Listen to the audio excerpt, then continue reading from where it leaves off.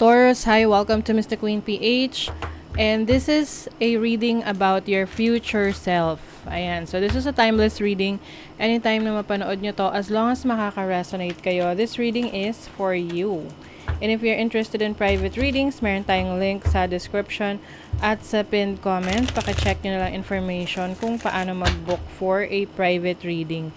And please subscribe to our channel to show your support, like, share this video, at comment na rin kayo kung kayo ay naka-resonate.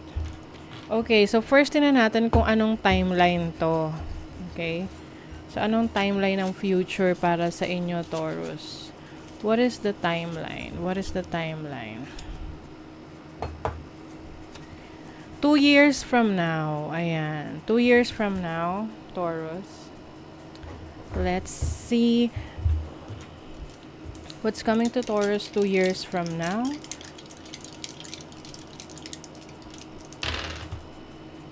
Wow, okay. You have Feihu. You have Perthro and Lagos. Okay. Wow. Lagos. Lagos is about your emotions, your flow, your intuition. I think 2 years from now, yung instinct mo, yung intuition mo is going to be very strong, no? Kumbaga, mabilis kang makasense ng energies around you. That's why you have to protect your energies kasi minsan nakakagulo siya, no, sa'yo. Minsan, naisip mo, emotions mo ba yun? Feelings mo ba yun? But actually, it is, para yun, galing yun sa mga tao sa paligid mo. That's why you have to be careful sa mga taong makakasalamuha mo or makakasama mo, or you will let your energy na magamit. Okay? So, we also have Perthro. Perthro is about container, knowledge, intuition, and mystery. So, yung iba sa inyo, maaring meron kayong aaralin, aalamin related sa inyong religion, sa inyong spirituality, yung spiritual beliefs ninyo, belief system ninyo. This can be any belief system na nagre-resonate kayo. Maaring mas magiging malalim yung inyong paniniwala, pananampalataya sa Diyos, at kung ano pa yung belief system na mas aligned kayo. Okay? So, you are going to be more spiritual. Your instinct, your intuition is going to be stronger. Yung iba sa inyo, maaring magiging teacher or spiritual leader, spiritual teacher, spiritual advisor, ganyan. So, maaring kung ngayon, nagkakaroon ka ng awakening in the next 2 years or 2 years from now, you may be teaching your knowledge sa iba.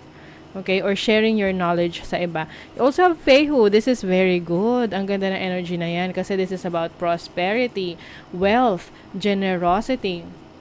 So, 2 years from now, you will have abundant living, no? So, you're going to live abundantly.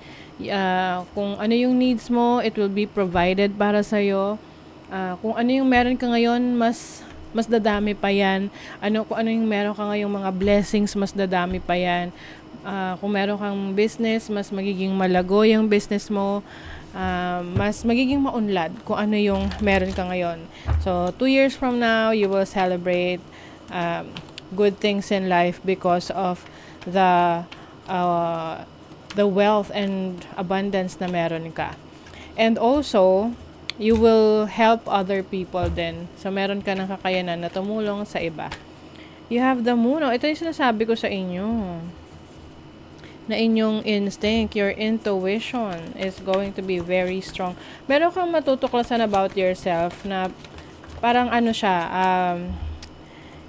lakas mo or kakayanan mo na hindi mo akalain na kaya mo pala yun. You have the Three of Swords. Manggagaling to sa isang painful situation na na-experience mo. Oo, sometimes, no, meron tayong may mga pangyayari sa buhay natin na we get hurt. It's painful. Pero, pag nalagpasan natin yon, we become stronger. So, that's what I'm seeing for you. You have the World. You have the Page of Pentacles. Some of you merong opportunities na makapagtrabaho sa ibang bansa or makapag-aral sa ibang bansa or makapag-business sa ibang bansa. So, kung meron kayong plans na uh, magsimula sa ibang bansa, like start your own life, there's an opportunity for you there. You have temperance, you have the Four of Cups. Maari kasing isa tong way ninyo to cope doon sa pain or sa heartbreak na na-experience ninyo. Paglipat ng lugar, because you just want to change yung dynamics ng nangyayari sa paligid mo. Pay attention sa mga magkakaroon ng interest sa'yo romantically. Kasi maaring merong hindi magandang intentions towards you. Be careful. Protect your energies. Okay? And if meron namang business opportunity, like merong mag-offer ng business partnership, aralin mo muna bago ka pumasok sa business partnership.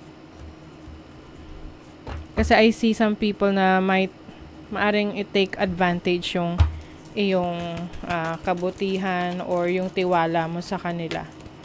So, be careful. O, diba? All that glitters. Ito kasi yung card na to is about a mascara. So, hindi lahat ng ginto ay kumikinang. Hindi lahat ng kumikinang ay ginto. Oo. So, kumbaga, it's not what it seems sometimes. Minsan, akala mo maganda yung pakilala sa'yo, yung pala, hindi maganda yung intentions. You will also forgive yourself. This is about healing from your past, healing from a situation that is no longer serving you. You have a new life, ang ganda. 2 years from now, it's like a new chapter ng buhay mo nagsisimula. Pwedeng itong new life na to is like new life sa ibang bansa. If that is your goal, no? Minsan naman, kahit wala sa plano natin, yun yung binibigay sa atin, 'di ba? Yun yung mga opportunities na nag-o-open sa atin. You have Jupiter in Libra in the 7th house. Negotiation, that can be business partnership or yung iba sa inyo, hindi naman para sa lahat, no? But I'm seeing here na magkakaroon ng separation sa isang relationship, like pwedeng marriage, pero may hatian kayong mangyayari. May hatian ng inyong mga ari-arian. You have Jupiter in Aquarius in the 11th house. I see you focusing on your goals and dreams in the next 2 years. At magkakaroon ka ng recognition, no? I-recognize ka ng maraming tao sa gawa mo, or sa invention mo, or sa kung ano man yung sinishare mo sa kanila, whether this is product or services or knowledge. You have the Sun in Pisces in the 12th house.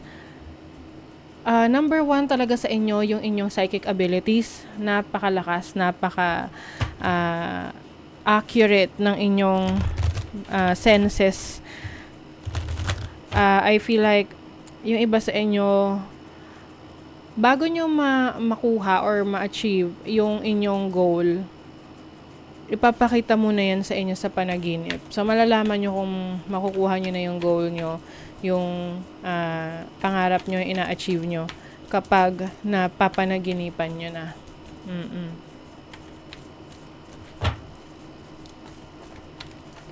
Yung iba sa inyo, maaring meron kayong madidiscover na can be a talent, abilities, kung may negosyo ka, products or services na yan yung magpapayaman sa'yo. Oo. Yes, your passion. Light up your life by honoring your deepest desire. So, I think ito yung i-discover mo.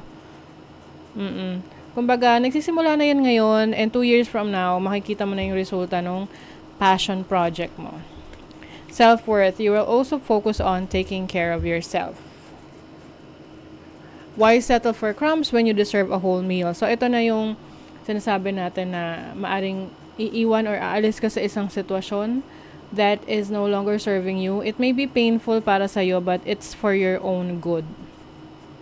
Kasi, hindi mo din deserve yun eh. Hindi mo din deserve yung toxic environment or yung mga tao or sitwasyon na hindi ka pinapahalagahan. This can be your career, business, or trabaho, relationships. And you will focus on looking for what you really deserve. Okay? So that is your reading, Taurus. Thank you so much. See you again.